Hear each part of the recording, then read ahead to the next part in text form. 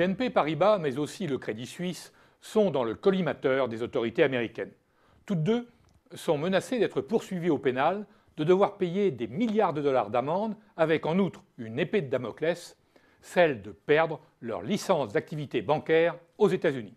Pour des banques de cette taille, ce serait, sinon un arrêt de mort, du moins un handicap considérable. Mais que reprochent donc les Américains à ces deux banques? Le Crédit Suisse, comme l'UBS hier, serait coupable d'avoir favorisé la fraude fiscale de citoyens américains.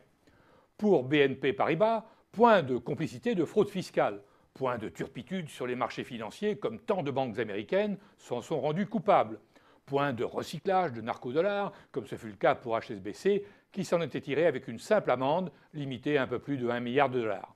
Non, ce que reprochent les Américains à la banque française est en fait politique. Dans les années 2000, certaines de ses filiales, et non les filiales américaines, ont effectué pour le compte de clients des transactions commerciales en dollars vers le Soudan, l'Iran et Cuba.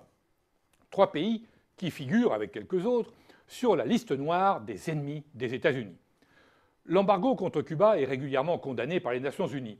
Mais à Washington, on en a cure. On applique la loi Torricelli qui donne un caractère extraterritorial aux lois américaines. Ainsi, tout bateau qui accoste à Cuba est interdit de séjour pour 6 mois dans les ports américains. Comme il est difficile de contrôler l'ensemble du commerce de pays continentaux comme l'Iran, la surveillance des transactions en dollars est bien plus efficace. Depuis la fin de la guerre froide, et malgré l'émergence de l'euro, le dollar est plus que jamais la devise des transactions commerciales et financières internationales. Lorsqu'un pays vend à un autre en dollars, la transaction, informatisée bien sûr, est automatiquement compensée sur le sol américain.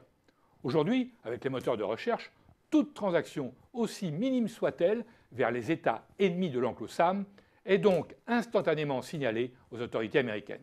Celles-ci refusent alors d'avaliser la transaction et enjoignent même aux banques concernées de bloquer les comptes des entreprises ou des personnes à son origine.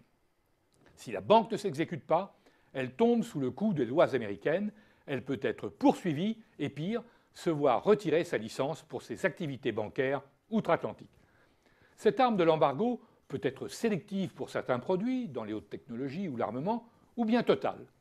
Elle est redoutable, car elle peut dissuader, elle dissuade bon nombre de banques et d'entreprises de commercer avec les ennemis des États-Unis, dont le manichéisme est bien connu, il y a les bons et les méchants. BNP Paribas se trouve aujourd'hui, bien malgré elle, au centre d'un kriegspiel mondial qui la dépasse.